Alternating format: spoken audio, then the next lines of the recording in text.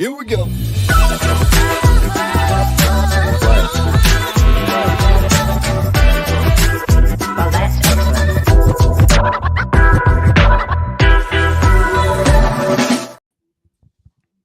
All right, welcome to a very special edition, first ever Happy Hour Live from Monmouth for the Haskell.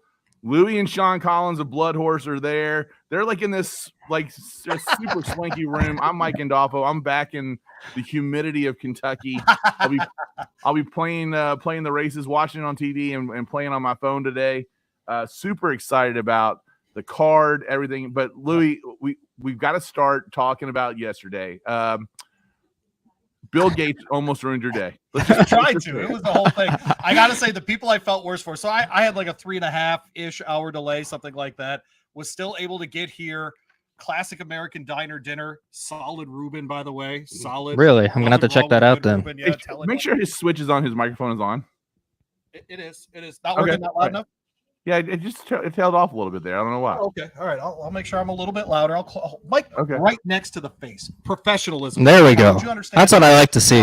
That sounds a little too loud now, so I don't know if it's just the microphones or whatever, but it's all right. We're good. All right. Well, this is a, and then wrote my piece about Baffert, found that at the Sporting Tribune. Wow.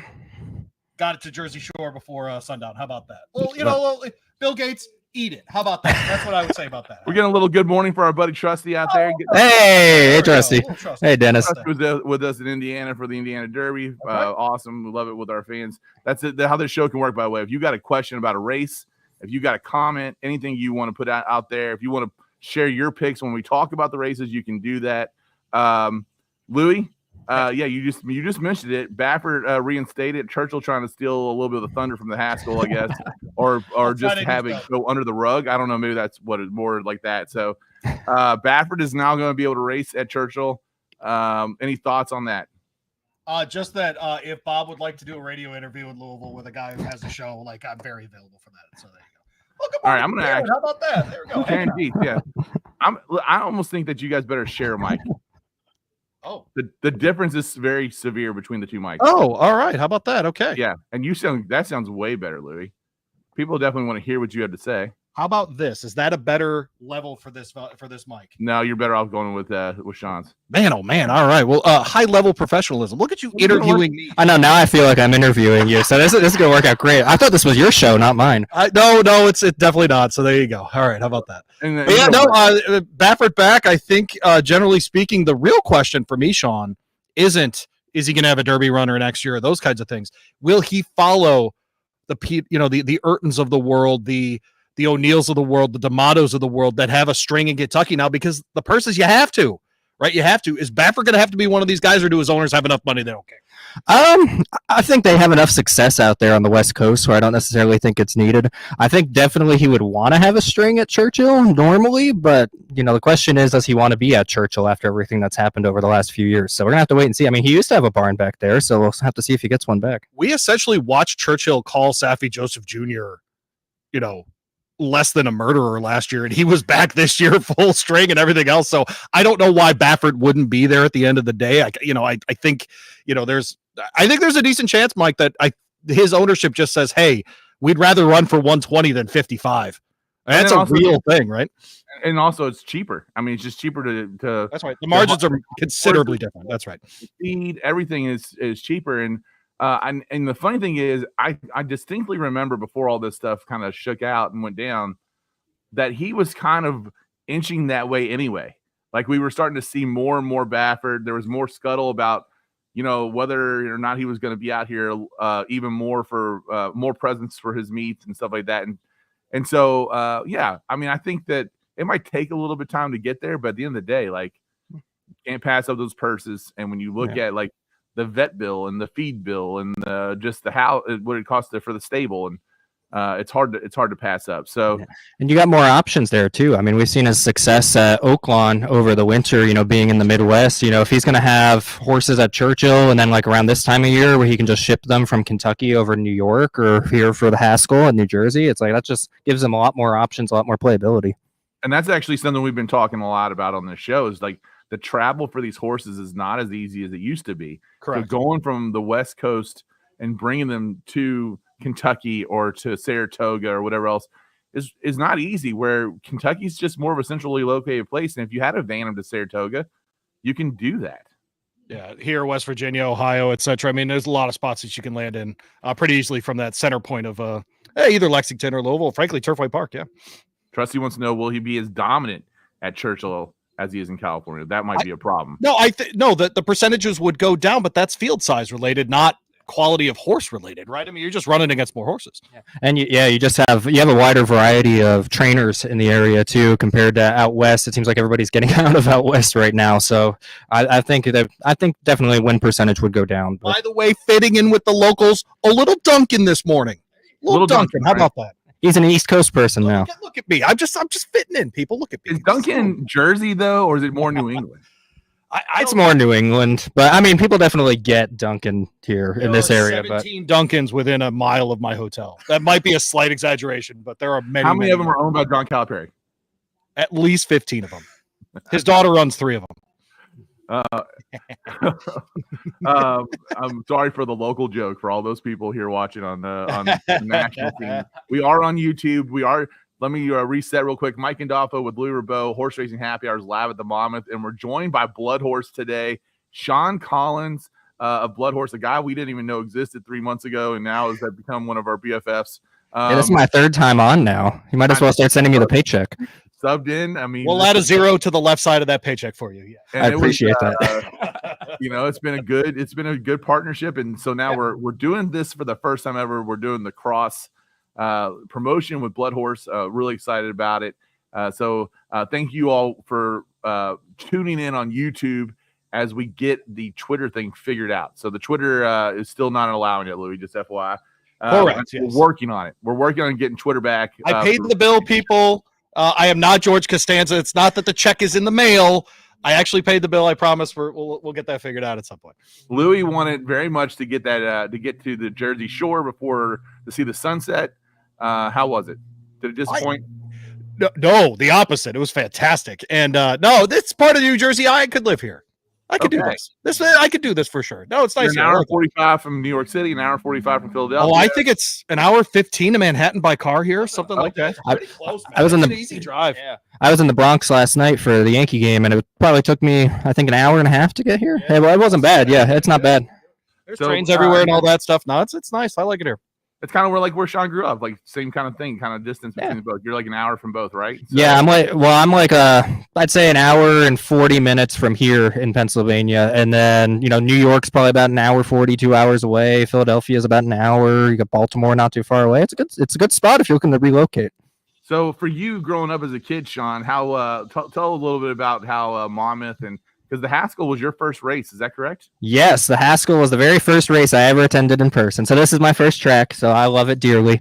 That was the 2014 Haskell, and Bayern beat Untappable in that race. So I saw 2 Breeders' Cup winners that day, which was pretty incredible. And this is Haskell number 10 for me, so I'm pretty excited to be here. A nice monumental day. Louie, you got to show Louie the ropes, and you got to see the Yankees get a win last night. Thank God. I know. Thank God. I got to say, they do have a pretty good record when I'm there at attendance, so I'll take full credit for that one. And then if they lose today, that's the reason. Are you a New Stadium or an old Yankee Stadium person? What was that? Are you a fan of new Yankee Stadium, or do you miss old Yankee Stadium? I really like new Yankee Stadium. Now, to be fair, I only went to the old one twice, and it was when I was like 7 or 8 years old, so I don't remember too much of it. But I really like new Yankee Stadium. I think it's one of the best ballparks out there. Yeah, I like it too. I never got to go to old Yankee Stadium for a game. I was just on the outside, but I did get to one new. I've been to one Yankees game in Yankee Stadium, so I'm going into enemy territory next week. I'm going to be at Fenway for Yankees Red Sox. So So this might be my last show. I'm not sure if I'll make it out of there alive. And that was Sean Collins. We're done. Okay, there we go. That's right. Right. Okay, man. Let's get into it, Louie. Let's talk a little bit about the history of this race. I mean, this is grade one, man. We talk about it a lot on the show, Mike, about grading these races. You look at the list of winners of this race. This is a grade one of grade one. It's unbelievable. Yeah, it really is. And if you want to talk down the last two winners are Cyberknife and Go Rock and Ride, which were good 3-year-olds. Oh yeah. Mandaloon, Authentic, Maximum Security, Good Magic, Gervin, Exaggerator, American Pharaoh. I didn't skip anyone. Right. I didn't skip anybody. That's just the list, people. I mean, looking at Lucky, Rachel Alexandra, Big Brown, Bluegrass Cats on here, Roman Ruler, War Emblem, Point Given, Dixie Union, Menifee. I mean, it is Coronado's Quest list of who's who for sure. And then you have to go even deeper, look at who's lost this race too. It's like you have even more impressive names sometimes that have lost this race in the past. So yeah, it's one of the best races out there. This is a perfect landing spot post Triple Crown. I stopped before Serena Song and Holy Bull. I mean, that's the kind of race that this is. No, it's a spectacular grade one. And the really cool thing about Monmouth is all those winners, they're all down there in their lawn jockeys with the silks painted around. So if you want to walk around and see a lot of history on this track. Forever, right. Yeah, they're here forever. They don't repaint them like some tracks do. They got one for every single winner. So yeah, it's pretty cool to check out. Fantastic, man. So there's definitely going to be a special day. Let's get into talking about the races a little bit. Anything else you all want to touch on before we start going through the card? This is the Keeneland of New Jersey, man. It is. No, this and it's not just because we're sitting in a library, part of it. But no, it's really nice. It feels it feels nice, but cozy. Cozy, a good word? Yes. Is Monmouth cozy? Yeah, there you go. So it feels cozy. I like it here. I like you had a comparison earlier about the Keeneland Pimlico combination. So explain that. Just because of when they built this place, the architecture is whatever the racetrack architect was that built all these places, right? It feels like that, but they painted it since they built it. So that's different. So it's not falling apart the way Pimlico is. Some renovation has taken place. That is correct. All right, we're going to start the race conversations with the fifth race, which is the Matchmaker. This is a 3-year-old. A $300,000 race for 3-year-old fillies and mares. For fillies and mares, 3-year-olds and up. I got to get with it today. It's grade 3. The Watchmaker, mile and an 1/8. No changes in this one. No changes in this race at all. The 7 right now is the favorite. I'll let you, with your French accent, pronounce that name just because I know you want to. Hidden Beauty. What is it? Hidden Beauty. Beauté Cachet. Hidden Beauty. Oh, I got you, 7. Okay, yeah. I thought he was saying the wrong horse at first. I did too. Yeah. Beauté Cachet. Are we going for the favorite, or are we going against? Actually, let's get Sean's take on this race first. I'm gonna let Sean start, and then I'll let you come in and hit cleanup on these, Louie. Well, first of all, I just want to mention a little history about this race as well. This race got started all the way back at Atlantic City Racecourse, which is no longer with us, but I did drive past a couple years ago, and it's still standing. It's just very overgrown. The turf course there is still nicer than Churchill's. How about that? It doesn't take much. But so, yeah, very historic race. This is one of those unique ones where the top 3 finishers get breeding deals to some of the stallions at WinStar, who's the sponsor. I believe it says that those 3 this year are Nashville Global Campaign and 2 fills. So it's an interesting spot, an interesting race. You don't see that a lot. Yeah. Go ahead, Mike. Yeah. No, I was just saying that's pretty awesome. Yeah. That's a hell of a list, yeah. Yeah, that is a hell of a list. So yeah, obviously these 7 fillies and mares that are in here, there's a lot more on the line than just the purse today. For me, I'm against the favorite in this spot. I really like Delahaye, the other Chad Brown that's in this race. Well, one of the other Chad Browns that's in this race. 3 Chad Browns. Yeah, there's 3 Chad Browns. I don't know about the number 1 post position, but after her last race in the Mint Julep, I was able to talk to Tyler Gaffleone, who unfortunately is not on her today. He stayed at Saratoga for the day, but he said he thinks the sky's the limit for this filly. He's really impressed with her talent, and I'm hoping that's going to turn into a big win today.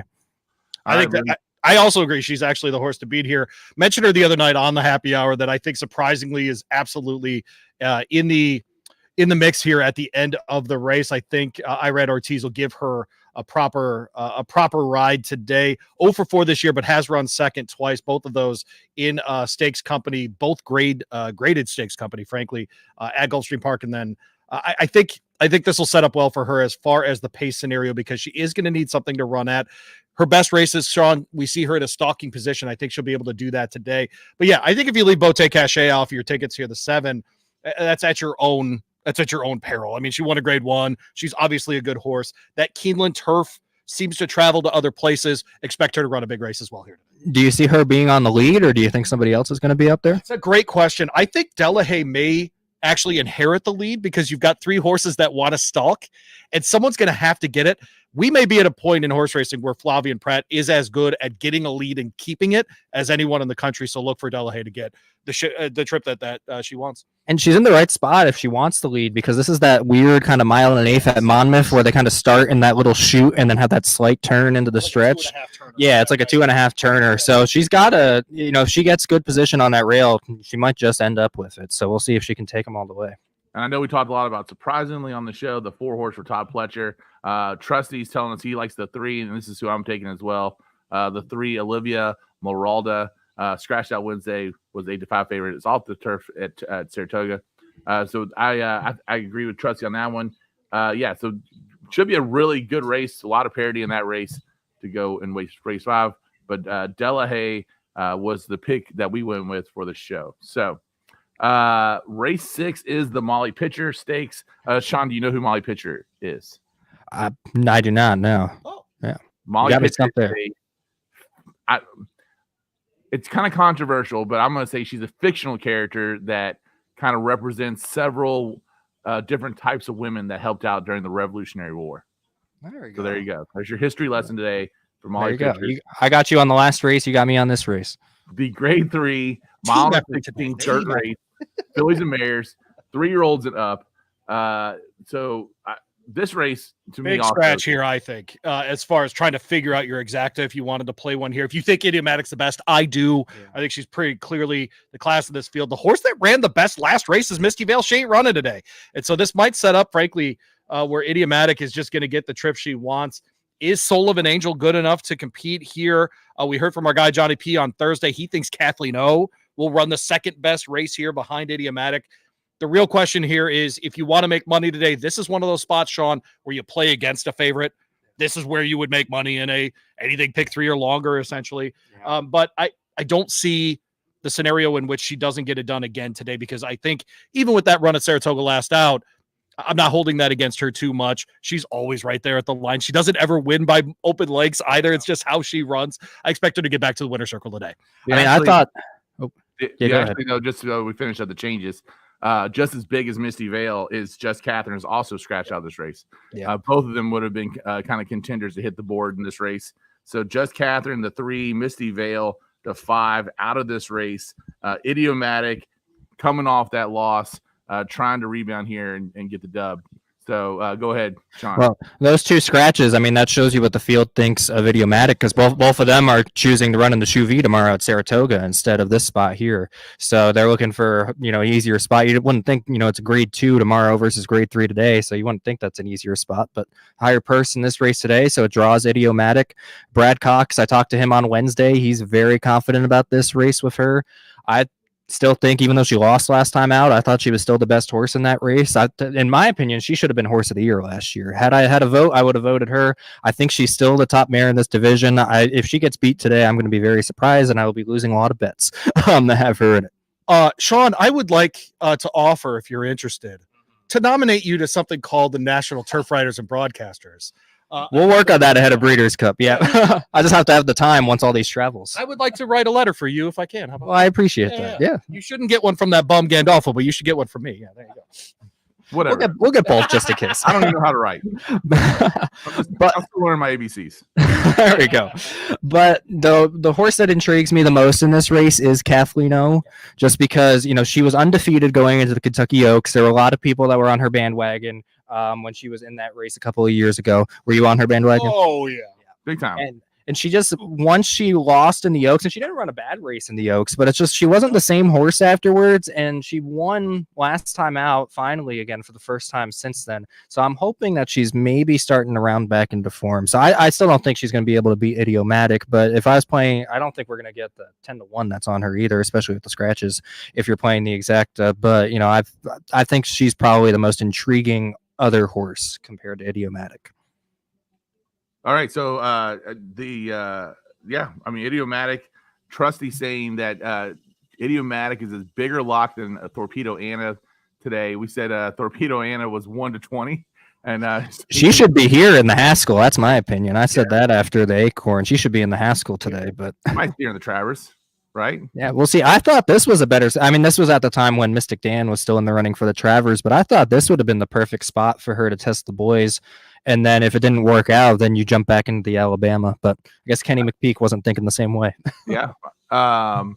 I think that you're going to see two just big time filly performances, whether it's Torpedo and at Saratoga or Idiomatic here. I mean, you're going to. Who wins by more lengths? Oh, Torpedo Anna, it's not even close. Idiomatic just doesn't win by open lengths. She just doesn't do that. But this field also isn't what she's usually running. What she does. It's not what she does. I'm telling you, Torpedo Anna could. I mean, it could be a pole today. And it could absolutely be a pole. Sean brought up the point. Obviously, Idiomatic doesn't need any more breeding stock as far as getting a grade 1 win or whatever else, or a grade 2 win. And once they get to that point, man, they're chasing purses, and I think that's where you're seeing that for sure, and that's why you see the fields here. I mean, are super high quality. To defend Kenny McPeak here, he knows no one wants to be in a race with his horse, and he's going to get a $300,000 check when she wins. Yeah, I mean, it's the right thing to do for his operation. So I'll defend him on this. And a grade 1. And it's a grade 1. No, that's exactly right. It's not like he's hiding.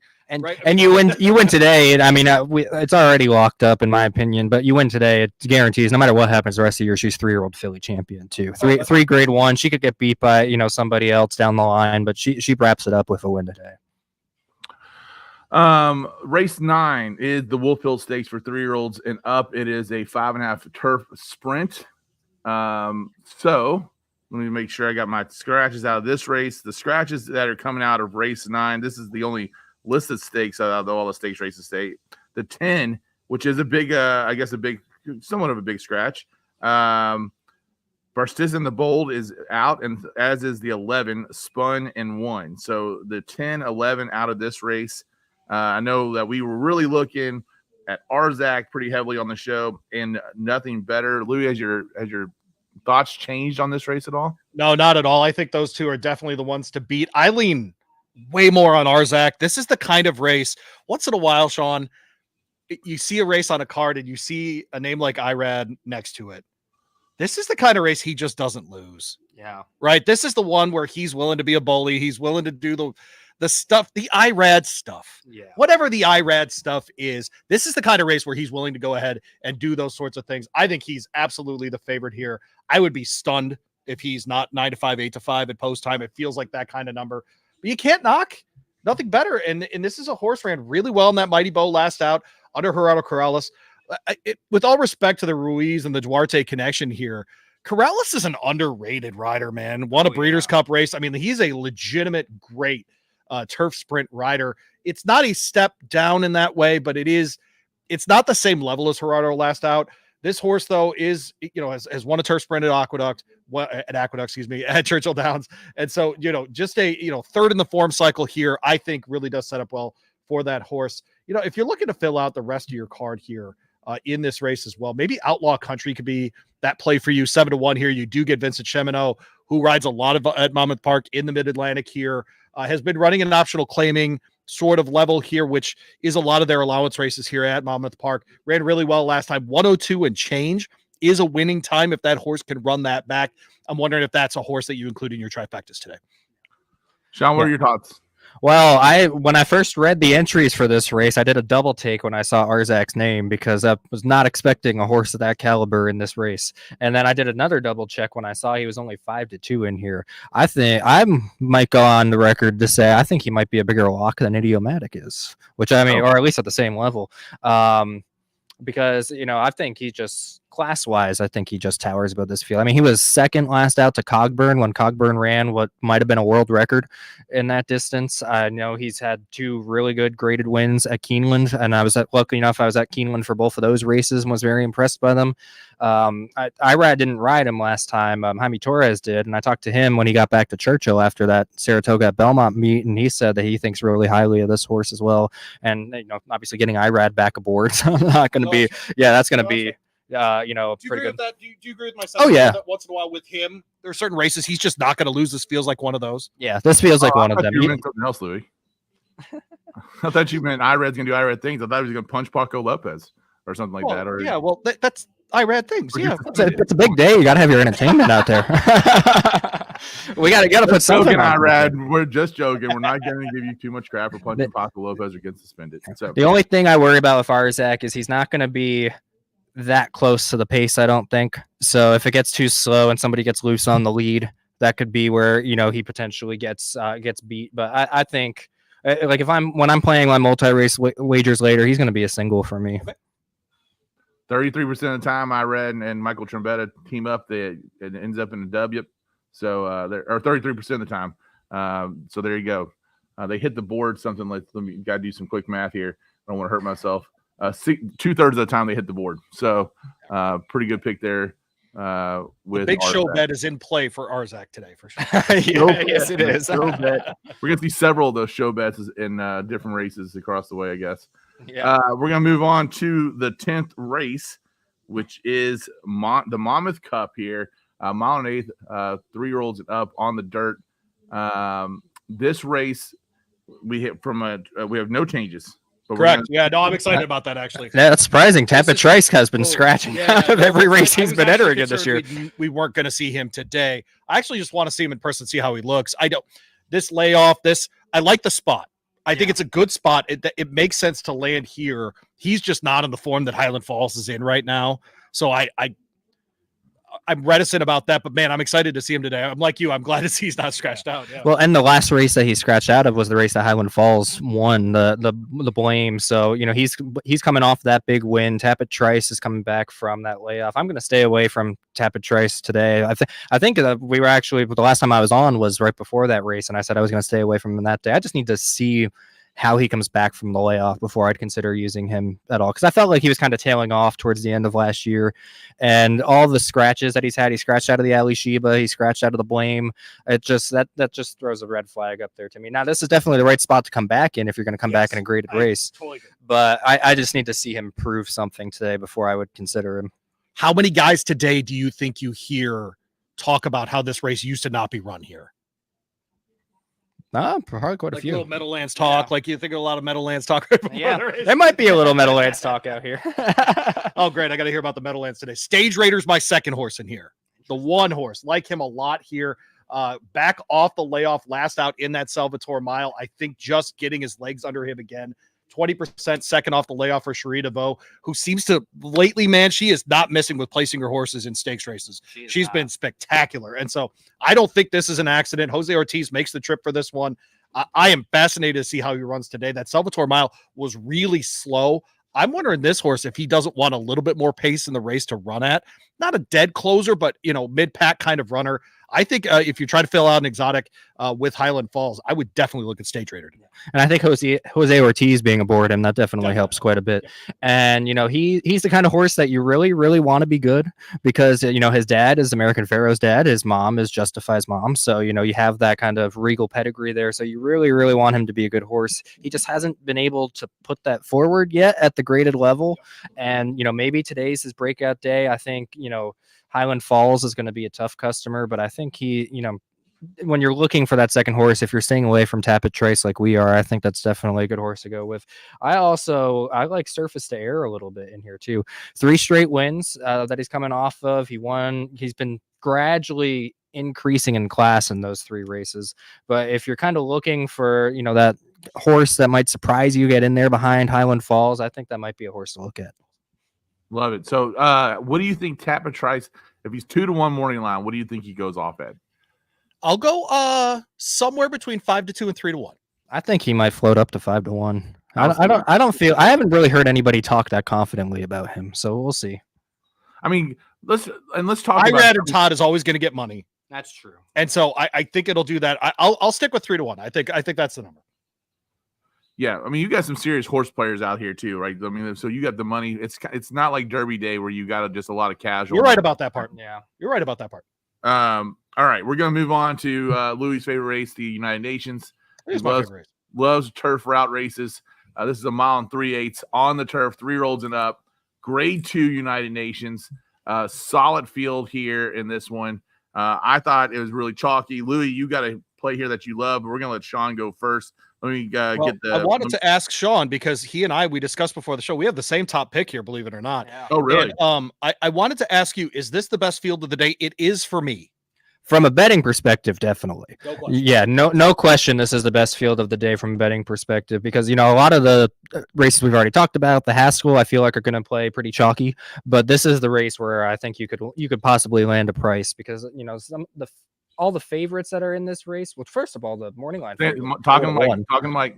There you go. Yeah, the morning line favorite's 4-1 in here, so that shows you that there's quite a bit of a consistent level among all the horses. But yeah, Louie and I are on the same horse here, and that's Get Smokin', the 3, who is 12-1 morning line, which probably, if we're both circling in on him, that probably means we're not getting 12-1. But this horse really impressed me at Kentucky Downs when he won that race last year. He was going to be actually one of my plays in the Breeders' Cup, but he ended up not making it. Came back in his last start, took the lead, got tired late. I'll give him a pass on that one. First off, a long layoff. I think he's going to be good to go today. I agree. We're scratching the 8 here, by the way, so high it's scratched out of the race. We'll make sure we get all those changes in there. No other changes in this race. Sean, if someone tried to make the case for him, I would have been like, yeah, no, we're not doing that. So that's not a scratch of major consequence for this race. Well, for me, I think it might have been because he's the only other one that kind of really showed any kind of pace Okay. that I felt like in the race. So I felt like he was making me a little cautious about whether or not to go with Get Smokin' if he put too much pressure on him. With him out of there, I'm all in on Get Smokin'. Yeah, So, I think Farbridge is a worthy favorite in this field. I'm fascinated with Tawny Port, and look, if Web Slinger wins this thing, are we stunned? No, right? I love Web Slinger. He's going to come running like he always does. I don't think the pace is going to set up for him to get there, but I definitely think he's going to get into that trifecta potentially. And if he wins, I'm not going to be shocked. It just means the pace was probably faster than I was expecting it to be if he wins. But if the pace is fast enough, I think he's definitely probably the livest closer that's in here. I mean, honestly, when you see a favorite come in to a race at 4-1, that's a big number, right? So there's several horses in here that you're not going to be surprised if they win, and that makes this a very interesting betting race. And this is a race where you can make some money, No question, no question. And then horse like Get Smokin', if you're willing to really take a stand here in your multis, you could really get a payoff. That's right. Yeah.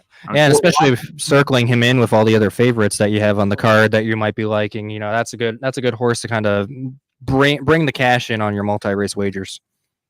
Yeah, I mean, it's a solid race, solid field here, and this is to Louie's point, and this is something we talked about. John Piazzik was on the show Thursday with us, and he's taught me a lot about ticket construction. And like, this is a race where you take a stand, and if you get beat, you get beat, but you could also knock out some tickets if you take a stand. And so it's also a race. So if you try to say, well, I'm going to spread. Well, your ticket's going to cost you a ton of money at that way too. So you just got to be very careful with your ticket construction on what you do on this race. So we're going to move on to the main event. The only scratch out of the Haskell is Fierceness, which was predicted. We didn't even really talk about him on the show Thursday. It was probably what he scratched. Dornock though is running. Let's do this real quick though. Would you consider Fierceness a potential winner of this race, or would you treat him like Tapit Trice? I would consider him a winner just because it's his every other race. It's his turn to run well, and I would like him coming in off the layoff. I thought this was a 2-horse race off the entries between him and Dornock, and now that Fierceness is out of there, I'm looking at Dornock. You're looking at Dornock. You're off the mind frame, huh? I'm not on the mind frame bandwagon yet. I might be after today. We'll see. But everybody was talking about how great of a race he ran in the Belmont. He was obviously very green in the stretch there. I don't think if he stayed straight, I don't think he was going past Dornock because Dornock's a fighter and he's proven that before. And so I don't think he was going to go past him in that race no matter what. And I also, he was so green in the stretch of the Belmont. Who's to say he's not going to do the same thing again today? Everybody's kind of expecting, well, he did that last race, he'll be fine today. Well, what if he's not? And Dornock breaking from the rail, I think he has to go. He's going to be up front. I think this track usually plays well to that running style, especially for a race like this. And I just think if he's in front turning for home, I don't think you can pass him. I give him passes for both the Bluegrass and the Kentucky Derby because he was not in the spot that he wanted to be at in either of those races. Finally gets his more preferred trip in the Belmont. He goes out there and wins. And I was always on his bandwagon last year as a 2-year-old that he was the more impressive of the two in the Remsen between him and Sierra Leone because, he kind of made that weird move where he bounced off the rail. I think that's the only reason Sierra Leone got to him that day and got his head in front, and then he battled back. So I've been on the Dornock bandwagon for a while, and I think this is a race that sets up perfectly for him. And I'm more interested in seeing what Timberlake will do at a 1 1/8 to see whether or not the last race was just kind of an outlier in the Arkansas Derby or whether he's going to end up, being kind of right there on that level.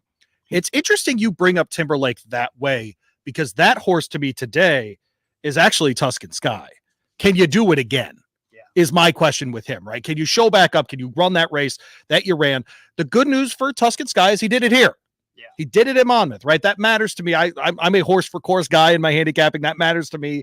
And so I'm interested to see if he can do it again. That was a bizarre race, 5 wide around both turns. I don't know that I've ever seen that in a non-turf stakes race, at least, where they're all packed up like that. I disagree with you about Mindframe. I think he will take a step forward today, but I have Dornoch on top as well. How about that?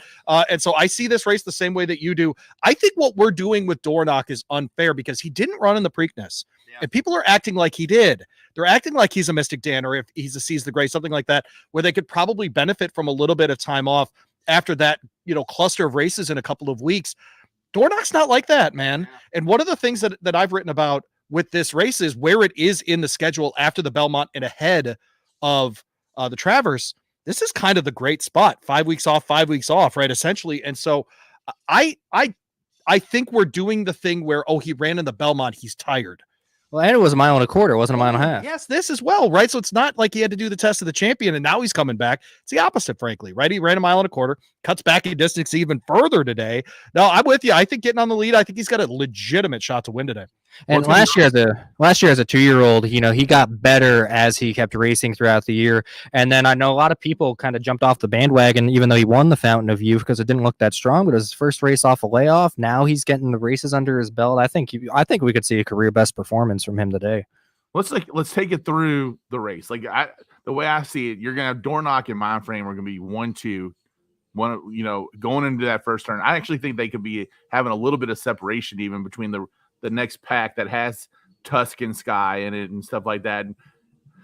So, really the way the race is going to shape out to me, it's like those two get out front, they stay out front, and they're going to challenge each other pretty much very similar to what happened in that Belmont, right? And so then it does come down to that maturity. Do we see the maturity on Mindframe? Does he drift out? Does he just lock in and we see these two horses coming down and then do you see a Tuscan Sky stalking and that pace is a little too frenetic and he comes in and gets the W? Do you see a horse like C Street doing maybe something similar? It's going to be, to me, it's fascinating because those two horses could push themselves pretty high. I guess you got to put Timberlake in there too. Although I think in Timberlake's case, 8-1, everyone's kind of looking at that horse as like the value play. What do you think Timberlake actually goes off at? 6-1, 5-1? Without a fierceness, 6-1 sounds right. Yeah, I think the Cox Pratt thing will get enough money that 6-1 sounds right. 5-2, 5-1, 6-1. Well, I think a lot of people are just going to take notice of the fact that he's in this race, and that might be like, what does Brad know that why is he in this race off of that layoff? So I think a lot of people are going to look at that, and obviously Brad's got a lot of confidence to put him in this spot. I think it's worth pointing out, other than the Indiana Derby, has he won a major 3-year-old race this year? Other than Timberlake winning, not the Brad, Brad, yeah. Catching Freedom, Louisiana Derby. Okay. But I mean, as far as the major derbies, once we got to the Kentucky Derby, I mean, we're waiting for that horse, whichever 3-year-old is in that Cox barn. The same way we haven't seen it with Baffert this year, right? There just isn't that, Muth wins in Arkansas and then he goes to the farm. I mean, like, it's an interesting year that way where we're not seeing those two guys with major players in these summer derbies. But I think today might be the breakthrough day. Yeah. The summer derbies is where Brad usually does place horses. I mean, we saw that with Dragon Guard. Yeah, and so I think that's where we're going to start seeing that maybe Timberlake is that. I think we saw the best of Timberlake, and I just don't know if he's going to answer the call to join this. So I need you to 3-year-olds. I'm going to sit over here for a minute, and I want you to have a moment with Mike about Hot Rod Charlie's DQ here. Oh my God. and Mike's going to start crying a little. It's okay. But I want you to walk through that race and what that felt like, because that was, I don't want to say like the people's horse, but people really liked Hot Rod Charlie, right? It was one of those horses. Very personal for Mike. Talk us through that day. Well, I need to give the whole backstory though to Sean. Do you think he needs the backstory? Yeah. All right. So we're at the Breeders' Cup Juvenile at Keeneland, right? And I see Hot Rod Charlie. And Hot Rod Charlie's like 96-1 in that breed. I mean, he was massive. My grandfather, whose name is Charlie, owned a car dealership. So and it's the oldest Lincoln Mercury dealership in the country. And ironically enough, Louie doesn't know this yet, but the Monarch Auto Company in Louisville, Kentucky on Brook and Broadway and they've been closed for almost 25 years. And my wife saw one of the license plate holders for that dealership driving around town, which means someone had to intentionally take it off a car and put it on their next one. And so my grandpa Charlie taught me a lot about business from that standpoint, about how important relationships are and treating people right, and then they'll treat you right. And so anyway, so I always bet across the board usually. Well, Hot Rod Charlie was such a big long shot. I was like, well, I'm not going to waste my money. I'm just going to bet him to win. And of course, he comes in second.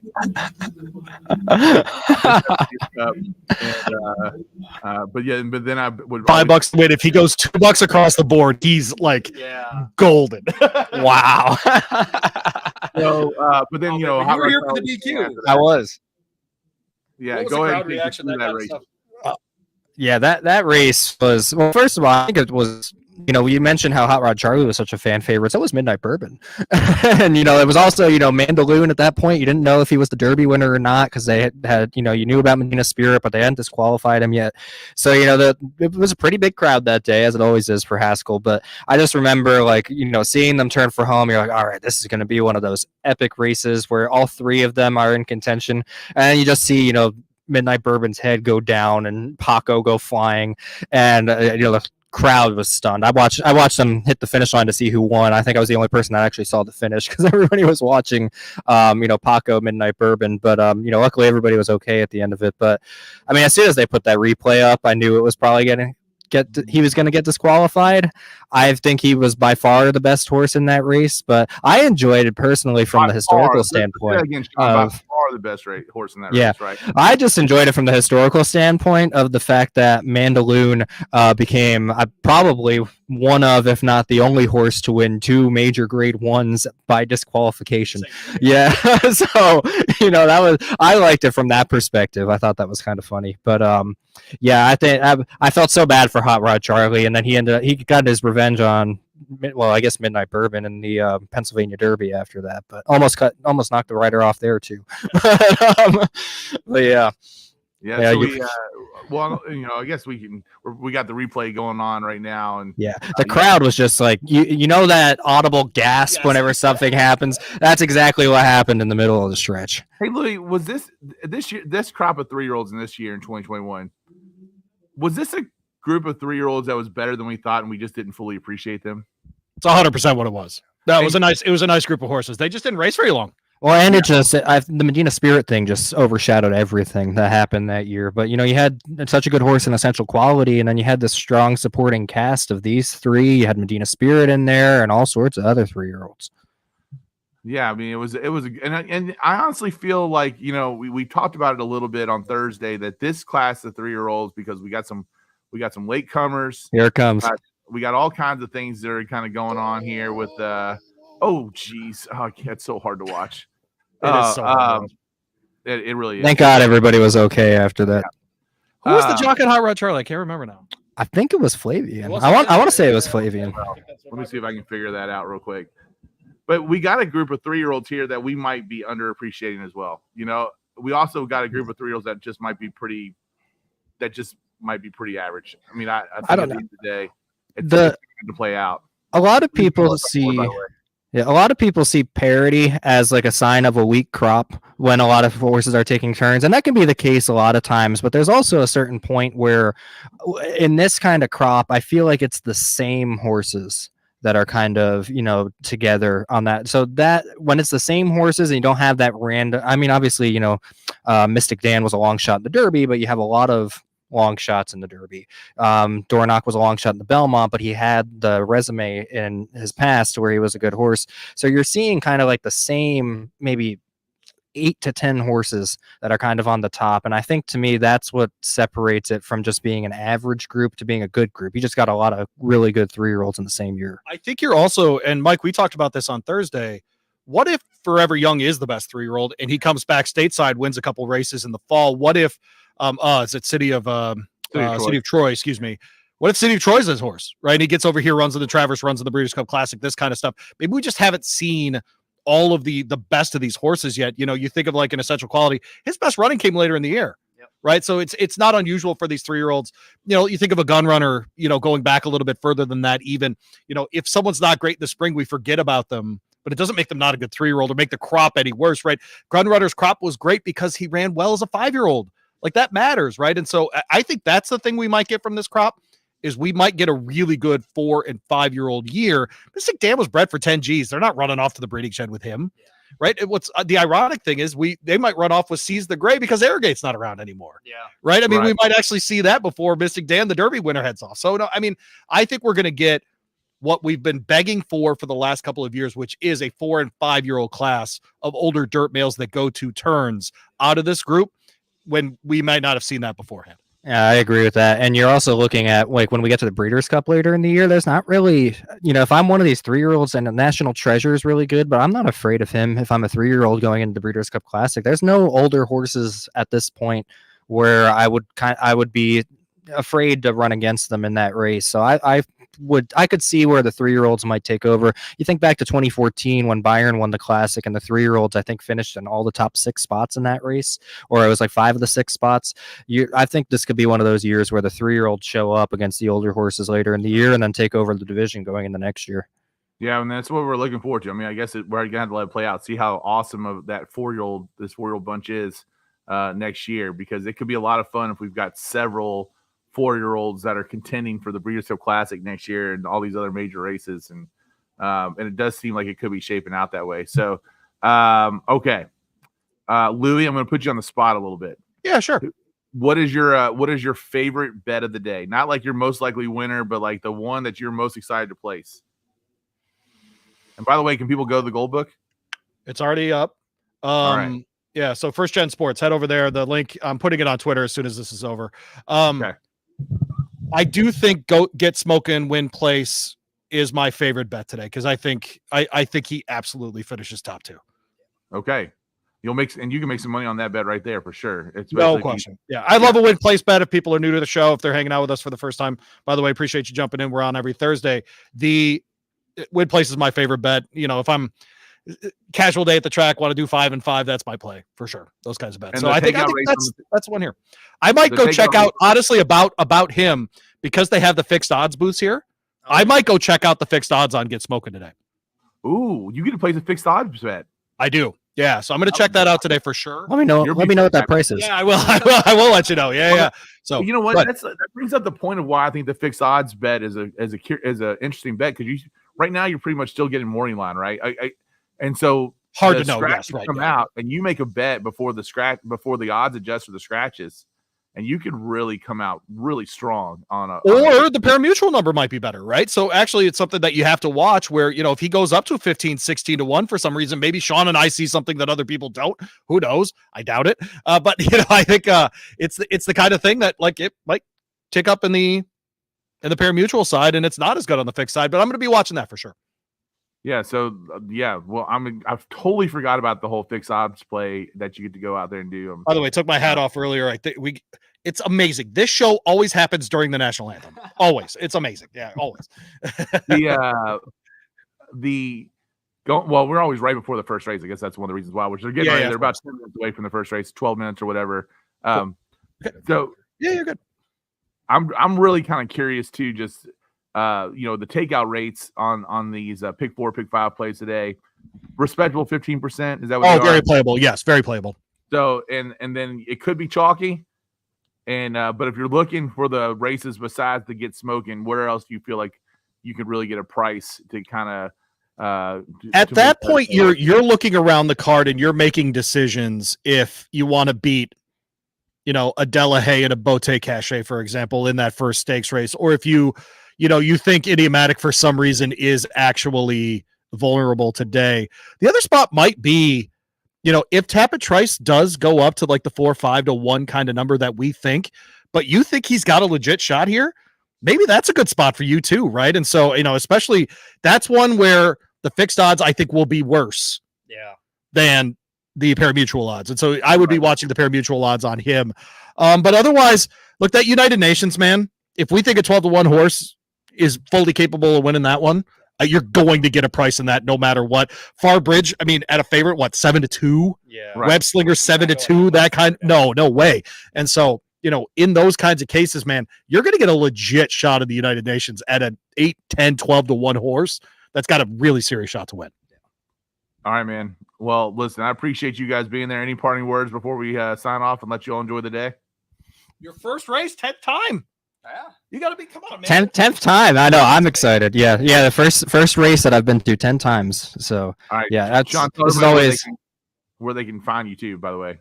Yeah, so definitely check out bloodhorse.com. That's the best place to see a lot of, updates, all the places that I'm going and stories that we're writing.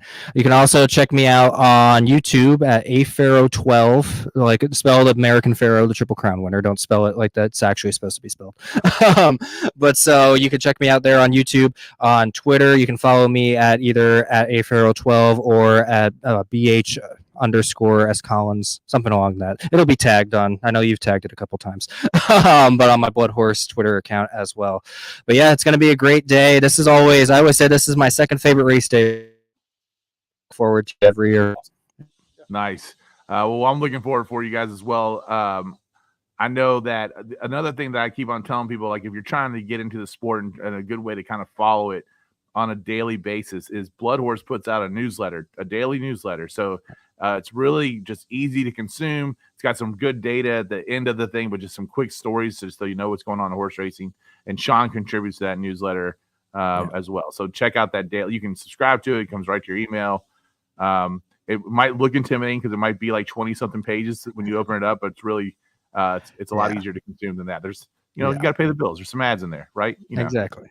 Well, and speaking of new people joining into the sport, I always say this is probably one of the best race days you could bring your friend that knows nothing about racing to and get them excited about horse racing. This is one that I've brought people to in the past. This is, this has all the fun and atmosphere that you would expect out of a horse race, and you have the talent level of great horses here every year on Haskell Day. So if you've never been to the Haskell before, make sure you definitely come check it out.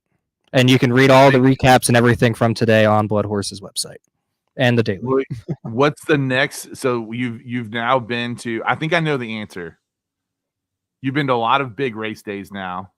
What's the next big race day that you want to get to?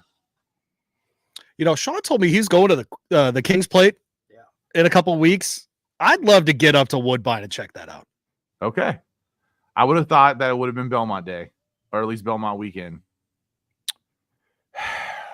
Because the Met Mile, I do want. Okay, but that's a couple years from now. I got to plan a trip for next summer. Maybe we'll do a little King's Plate. Which, by the way, to me, it'll always be the Queen's Plate. You understand me? For the first 42 years of my life, it was called the Queen's Plate, and I'm sticking with that. You understand me? It's not going back for a lot of years. You know what? In Louisville, we tell people where things are based on where they used to be. It's the Queen's Plate forever. How about that? Deal with it. The old Sears building, eat it. Let's go. The White Castle on Eastern Parkway and Barstown Road. Yeah. Everybody knows that. We're right next to the Toy Tiger. All right. You guys, hope you all win some money, have some fun, and I miss you guys. I wish I was there. And you make sure you check out the Horse Racing Happy Hour Thursdays. We go live. Maybe we'll be back on Twitter, but not subscribe to the YouTube channel. This is more reason to get the YouTube channel out there. All right. We'll talk to you guys later. All right. See ya. See ya.